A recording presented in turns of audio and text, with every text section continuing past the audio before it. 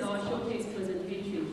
Larry Rayle from the ACE Planning Committee, and the President and CEO of the Island Communication will introduce the presenters for the showcase.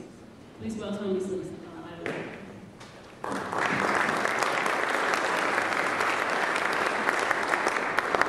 I remember back to 12 years ago when we didn't have all the infrastructure we have now, so it's really nice that we can get up here and celebrate this. It's my distinct pleasure tonight to introduce three seasoned entrepreneurs who have had a lot of successes. They're going to talk about leadership and how to build leadership, but they've also had a lot of failures because you learn when you're an entrepreneur from failure. And that's not bad. We need to learn to think that we don't have to succeed with everything we do. First is Kalyan Handique, now CEO of DeNovo Sciences. DeNovo is a cancer diagnostic startup that most recently won the grand prize for the 2011 Accelerate Michigan Innovation Competition. The DeNovo team is here tonight. We welcome them. Earlier, Kalyan founded and was CTO of HandyLab, a molecular diagnostics firm that was sold to Becton Dickinson in 2009 for $275 million. The next to speak will be Dan Arbor. He's a carve-out entrepreneur. That means he was a VP of sales for ProQuest for a number of years, and he saw some businesses that he and his associates who founded his firm liked, and they carved them out. So it's a different type of entrepreneurship than we typically think of. The two businesses that they bought from ProQuest were National Archive Publishing Company and Xanadu, and they ran them for several years. And now Dan and some partners have formed Apogee Insights to bring their expertise to the market as consulting partners.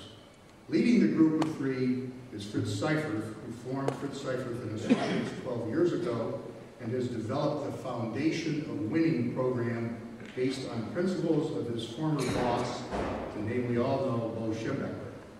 Fritz will moderate the discussion of leadership, how to learn the principles and work with them as a management team leading a business.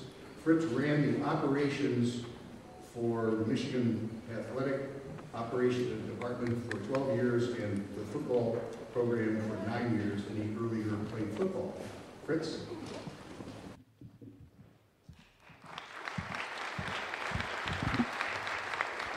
Thank you, Larry. We'll move these chairs out here so you can see us a little bit better. Let me share with you that when I came to work at Michigan for Bo, I came out of New York City with a great understanding of what I thought made success possible, but I learned a great deal under Bo Schembeckler. The first 9 years, I was responsible for recruiting athletes to the University of Michigan. And if you want to create meaningful, enduring success, I was responsible for talent, skill, and knowledge. But I found that Bo Schembeckler spent a lot of time figuring out who fit. What does fit look like in the organization? And that's what I'm going to share with you is something that wasn't talked about at that time and has taken on a lot of interest in the last 20 years.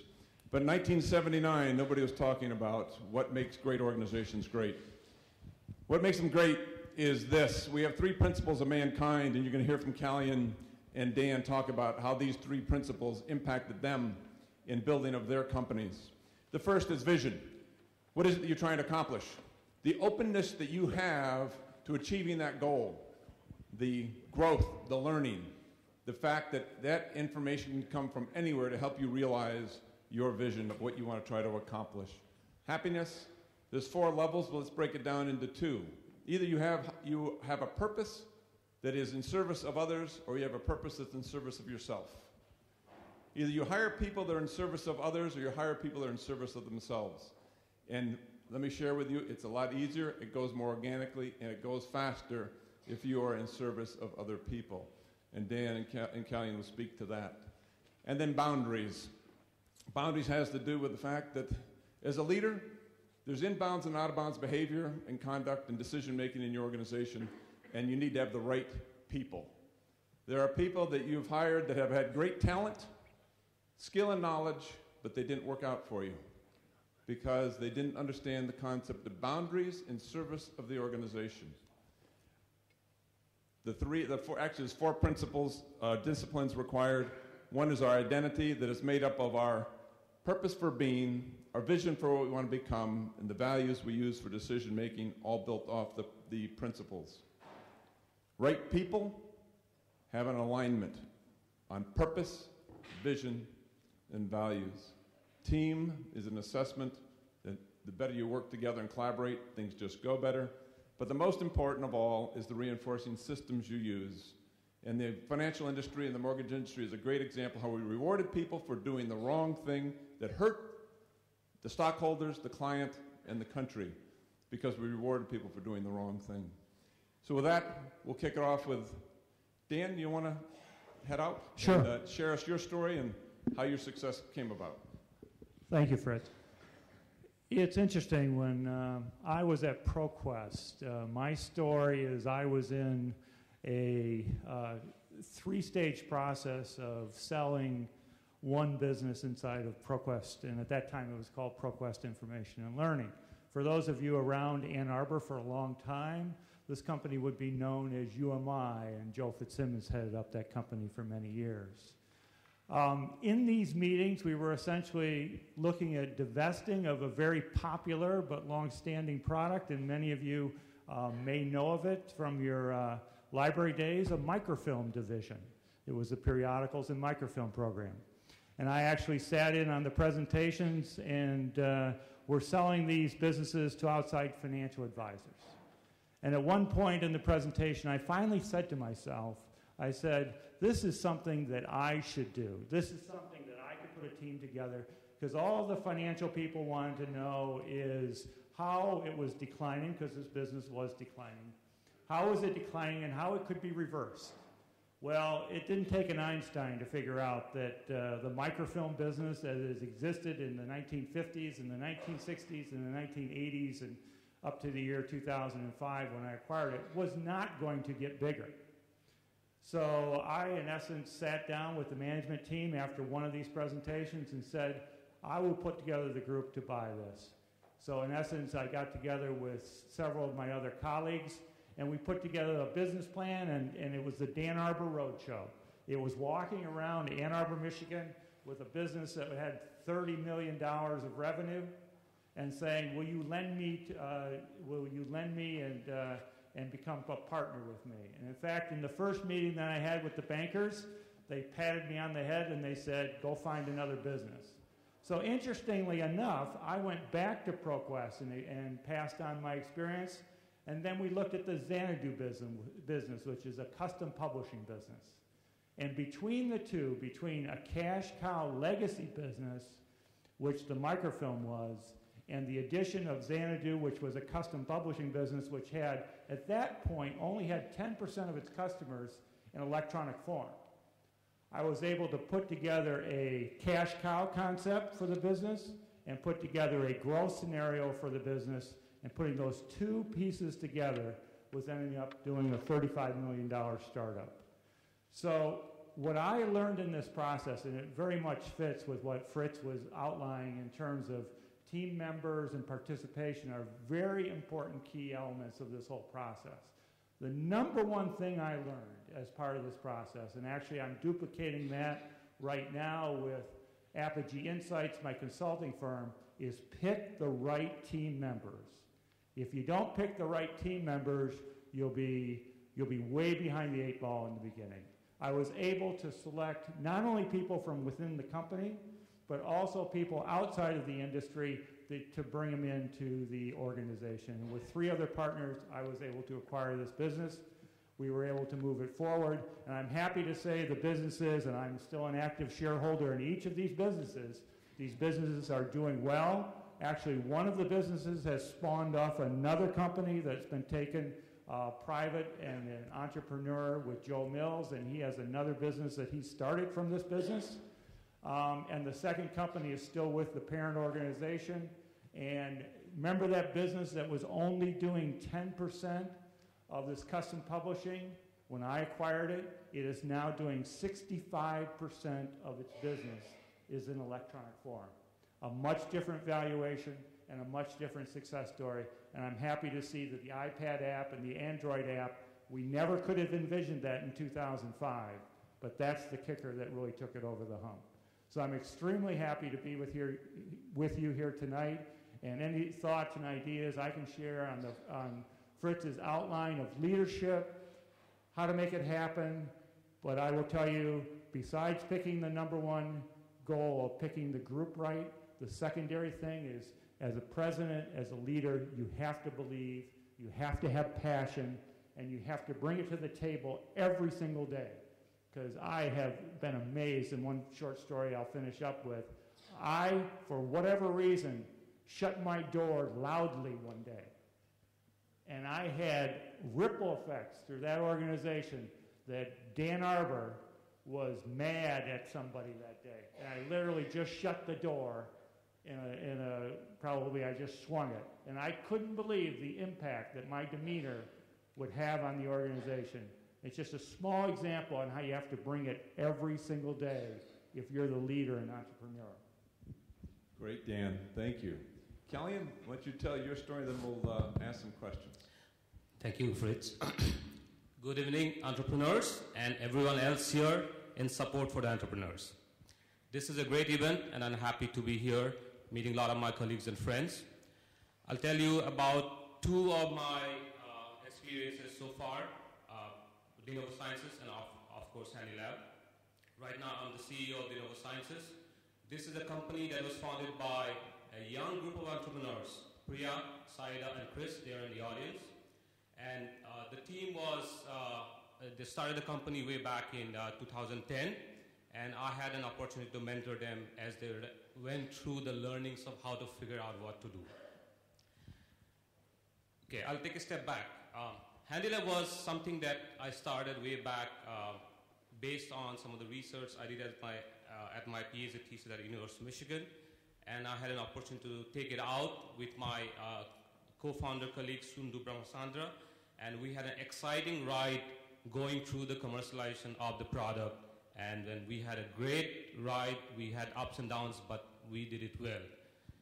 And there are a few things that are common between Handilab and DeNovo Sciences. And there are a few things that I'll point out. One is having a compelling, passionate, and positive vision for the company. That is the key mantle that takes you through all the hardships that you have. That's very key. Second thing, you need to have a team that shares the same purpose, that shares the same vision, passion, and have the same culture. The culture of can-do attitude, the culture of positivity, the culture of taking any challenge that comes your way and not bucking down and having fun working together.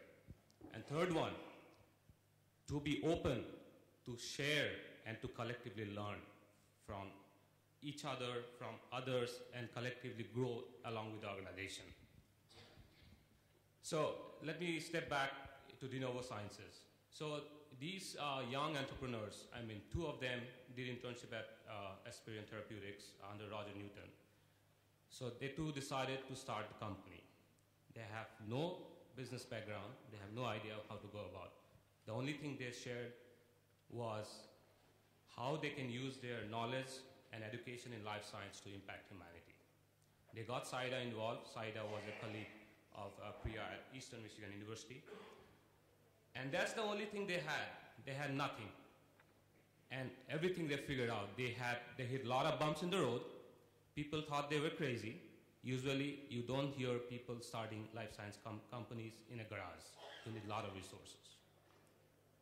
But they figured out their own DeNovo creative ways to find out all the answers. They asked for help. They didn't mind getting ridiculed in the marketplace. Some people thought they were crazy, but there were some who saw the spark in them. And those are the ones I thank you for what you did. They were able to learn quickly about the marketplace, find a compelling need in the marketplace, and it was in cancer diagnostics. And very soon, with the help of people like the MISBTD coaches, collaborators at Carmenos and University of Michigan, they figured out a solution for what they were trying to, for the problem that they identified. And lo and behold, in June of 2011, They won the best new business idea organized by GLEQ. That was the thing that made me realize, hey, these guys are onto something, and they have identified a market area that needs a solution. And the fact that, they don't give up was something that was reverberated with me. I have seen things happen in HandiLab, and going back to those culture of can-do attitude, and that's what made me join the company. So I'll give you another story. And back in 2010, December, the company, they hardly had any money. I mean, they were barely surviving and getting things by. So they didn't have money to pay to get into Excellent, Michigan. So they volunteered so that they can be timekeepers and mic holders and watch through hundreds of competition pitches. So they knew what investors look for. They knew what, what makes a compelling business plan. They knew what makes a compelling business case. So made it a goal. Next year, the Excellent Michigan 2011 grand prize will be ours. And that's what happened. Okay, so, DeNovo has a long way to go. I'm on the road right now raising money. I mean, we are thankful to Excellent Michigan for giving us the seed money and really helping us, be on our road to achieving our vision to help humanity. And we will get there. But I would like to share a few other things about what we did right at HandiLab. Similar story at HandiLab, when we collated this young, bright group of people early on in the company, we again came up with our own exercise to figure out what our true values are. What is our culture? There's one thing we did, and we used to call it Friday Learnings. My colleagues from HandiLab, Gene, Aaron, they will know about it. So we decided, let's collectively learn every Friday over lunch, something new. So we invited students, we invited professors, we invited business leaders. We just would request people to come, eat lunch, and then share some stories about their expertise or about the company. You won't believe, a lot of the future employees of the company came through that event. So much so, Jeff Williams, who took HandiLab all the way to the successful exit in 2009, joined the company in March 2004. He was, in fact, one of those invitees of Friday Learning in 2002, and he talked about his story of genomic solutions. So that collective, shared, eagerness to learn something creates another, cultural habit of doing something together. We are all in together for creating something common good. And I just want to say that I see the same thing in DeNovo Sciences, and I'm sure DeNovo Sciences will be a hit down the road. Thank you. Great. Thank you, Kalyan. Let me ask each of you, is there a story you can tell that shared with you that you had the right employee or employees? Is there something that took place that exemplified to you that you had a member of the team or a team that was the right team for you that stood out in the development of your companies? Well, in our case, it was a matter that when we sat down, and one of the education processes that we had to go through was understanding the language of bankers. And when I was able to sit down with my team and go through that process, one of the greatest compliments I ever got was we did and this is a very odd process, we literally at one meeting had 5 investment bankers in the same room. Putting those 5 animals in the same room, as I think you can all imagine, it was like a nightmare. And each of those investment bankers came up to me afterwards and said to me, "You've got a great team. They know their roles. They understand from product to marketing." And we had just a tremendous session of interactivity. It was like it wasn't a presentation. It was a discussion. And I would encourage all of you, I know the roles can be defined in organizations, but when people in manufacturing are talking about sales and talking with the voice of their customer in their head, that they're not just focused on operations. When the head of finance can be talking about how the manufacturing is done or how the intellectual property assets are valued for the firm. Those kind of overarching skill sets really imply that the management team is together. And that was a point in my experience of bringing this team together, because you never really know until you get in front of the people who really judge you. And in this case, it was the investment bankers, that we had a very solid team and one we could really launch a business with. Okay. Well, I think it's very important for the nucleus of the early employees to set the right culture. And what happens is, once you have a strong team in place that has a very well-defined personality, so as new employees come on board, either they are taken in or they are, weeded out. So, people that don't fit the culture usually are not part of the team. That's what happens. Sometimes, the team might make some mistakes, and then, down the road, that will play out in what you do, and then you have to decide, okay, this is not the right fit for both the person and the team, and then you have to part ways. But that doesn't happen if you get the whole team involved in that, embracing the new person. So you can if you do a interview process where you get the whole team involved, usually that doesn't happen. Let me ask, we've got a lot of entrepreneurs out there that are getting products into market, trying to develop products. As you value a company, there's a valuation process. Where does the team come in to the valuation along with the product? Well, I would say in our case, we had two different products. We had one that was declining systematically, and we had one that was growing. And the team was able to articulate how each was going to be managed in a different way with different resources and different expectations. And those stories, as been talked about, the culture was passed on to the employees and expectations were set. Very clear expectations about what we expected out of one business or another. And I think that aspect of the team pulling together in that way and really being on the same page made a huge difference in how the company evolved. Yeah, the valuation of the team gets reflected in the kind of challenges that you take. For example, in the case of HandiLab, we took on a huge challenge. Nobody had tried to integrate, a lot of steps into one machine that could take a clinical sample and give you a result in an hour. That was a huge challenge. I mean, there were corporate giants, the bears in the marketplace, that had to put in hundreds of millions of dollars and still not get a product out because it was so complicated. So it was only because we had the belief in the team that we can take this huge unsurmountable challenge and do it. And the proof is in the pudding that when you go through the investor pitches and then you lay out, okay, this is what we had planned to do and this is what they've done, they were wowed by what we had achieved. So it gets reflected in what you do and what products you build. So it's ultimately because you had the right team in place. Challenges, You spoke of challenges. Can each of you share the greatest challenge you had to work your way through when you thought the day was as dark as it could get, and what got you through it? I'm starting to sweat right now. The greatest challenge we had was things out of your control.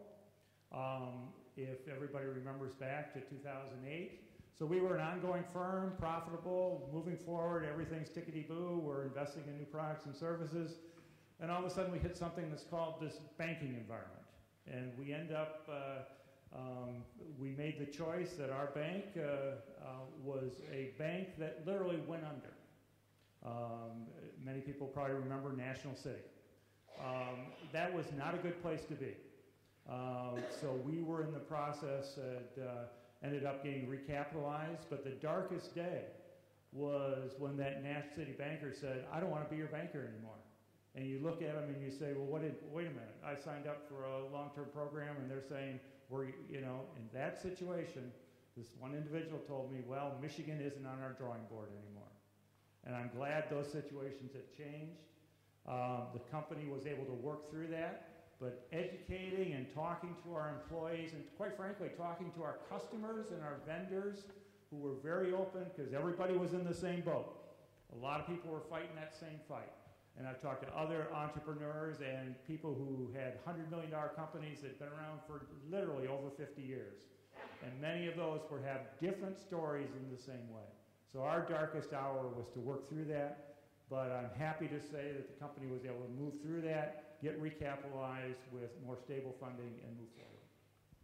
Thank you. I'll tell a story about HandyLab. HandyLab was started in 2000, and we had lofty goals of integrating a lot of technologies into one portable product. So it took us time to develop all the key technologies, and then we had a product in clinical trials in 2006. But then we started learning about the marketplace. The market was not going to be there where we wanted to be. The setting was not going to be the doctor's office, but the hospitals. Our product was not a fit for the market we're going after. And then we decided as a company, the management, that we need to go back to the drawing board after having spent tens of millions of dollars, and then you try to get the board and the investors to agree to that switch, going back to the drawing board. So at some point we thought the company will never be alive the next day. And it was very, very intense, but we did a good job getting everyone on the same page, the employees, the management, and the investors. And then after that, we decided, okay, this is the product we're going to build, and it was the fastest product ever, so complicated. We got from that point to the market in 18 months, and it was an amazing feat. And all we could do that because of what we had done so before and the amazing team we had. So it's definitely one of those key things that either you are just another startup that tried it, or you want to be something that really made it big. And then the product that we launched in the marketplace was all hospitals wanted that. And then that's one of the reasons why we got quoted by a lot of collaborators, and then eventually Becton Dickinson bought us for a lot of money. One of the strengths of technical people is the passion for statistics, systems, processes. And what comes with that is a tendency to forget about people in the people side of the business. They, in a behavioral assessment, they're on the same vector. One's on one end, and people are on the other end. How, in a technical business, do you keep the people side of the business forefront for employees? Well, you have to, as leaders and managers, you have to understand that any technology is only good for so long a time. After all, it's people who create the technology that exists in technology. So ultimately, it boils down to people who are passionate about doing something different and new and great. So, if leaders learn that key thing, you need to have the right people showing a lot of passion. Anything can be built. Anything can be built if it is physically possible. I'd also add that I have found that technology people, if the vision is there, and quite frankly, the same vision from the senior management, the owners, all the way down to the people who are either writing the code or working with people on the outside to develop the products, that those technical people are truly excited about the opportunity. When we were introducing Xanadu, and only 10% of the people were using the product electronically, we didn't know the iPad was coming out, but we knew that the product was going to explode at some point when the laptop or the handheld devices that we were seeing in phones were going to just explode. And again, we didn't have any insight into the iPad app, but we knew that application was going to be out. And I think we constantly talked that when some device came out that students could really use in their hands, much like a phone, that the business was going to explode. And our technical people followed that and followed through all the way to the end, and were able to participate in that app development on the back end of the process. And they were thrilled that they had that opportunity. Great. We've got 3 questions that we're going to address, and one is that what if a new hire seems right at the start, and then the competency and the culture fit doesn't work out? What do you do? My guidance is you do the most humane thing possible. If they're not a match in the organization, you don't wait, you don't try and fix it. You allow the person, as the British would say, to be freed up and seek other opportunities.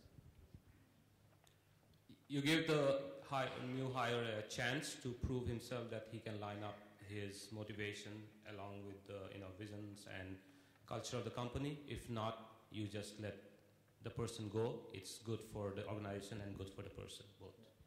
I think what Kalyan is saying, let me share that if you look at these 3 principles up there that have to do with purpose, vision, and values, and that is your identity, it's like a garden.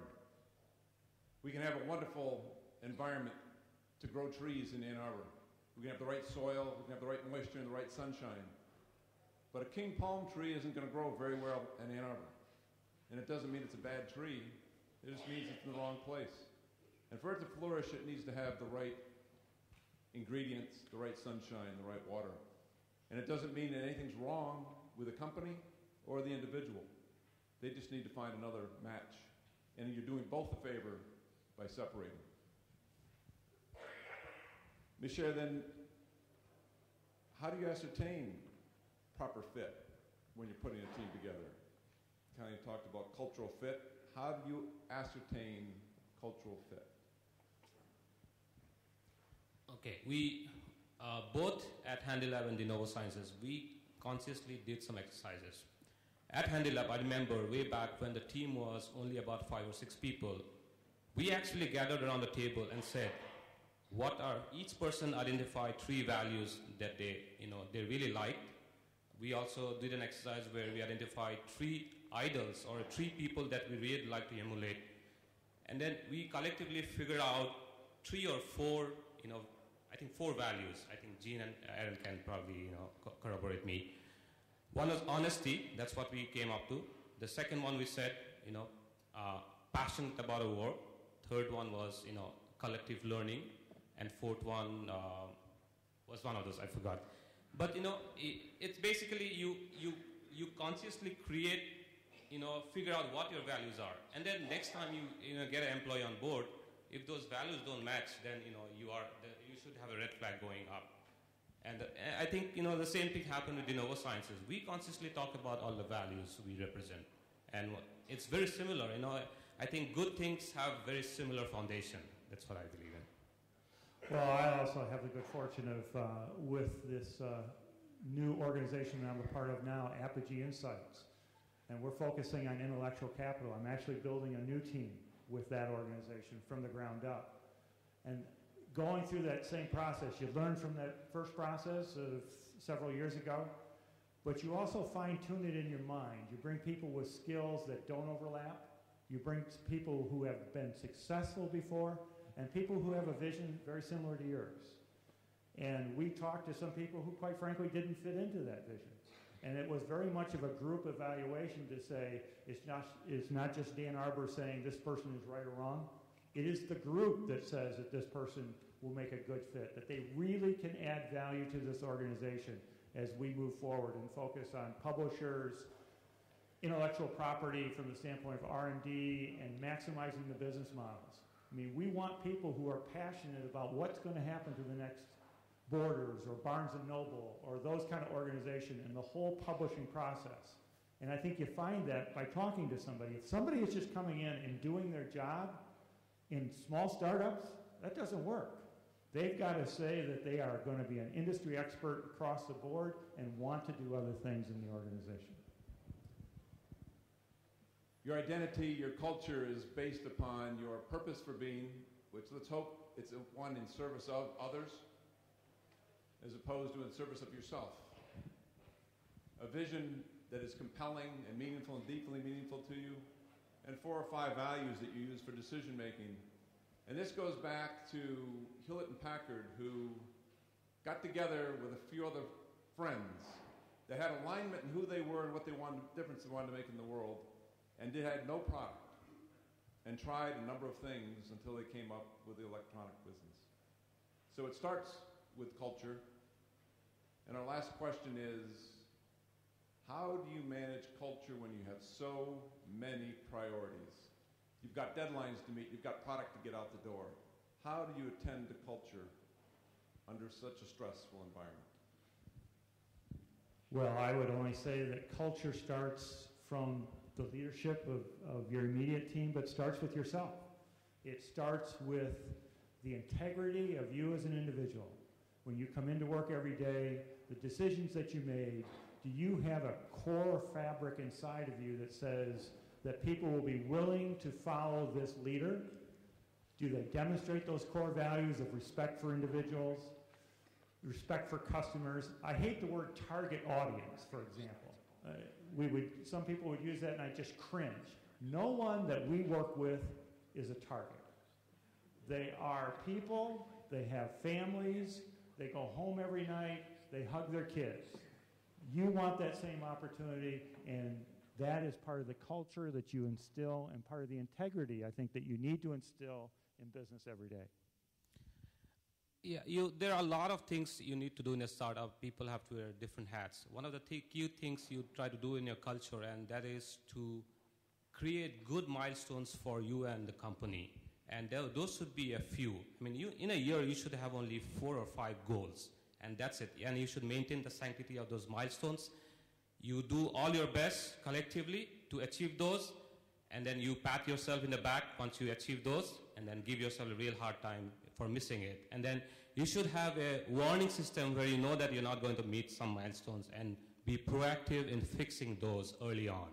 So I think you can still do a lot of things by having a culture, by giving attention to details in culture. And that's, the beauty is trying to distill down all the millions or hundreds of tasks into key milestones that your company have to achieve in order to get to the next stage.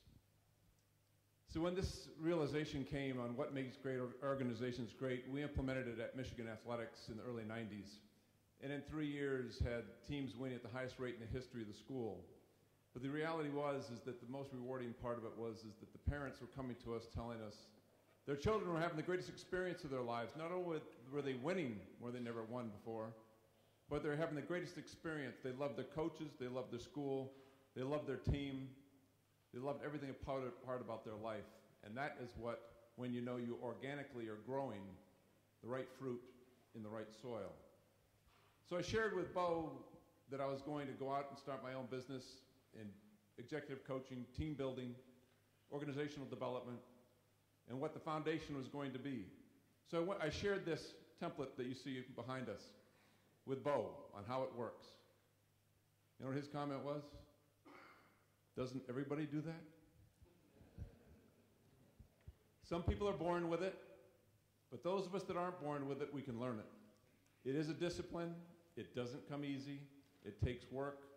But when you have alignment, you've got everyone in the company staying up at night fixing your problems. When you don't have alignment, you are the only one not sleeping at night. With that, thank you very much. Great to be with you. Thank you so much.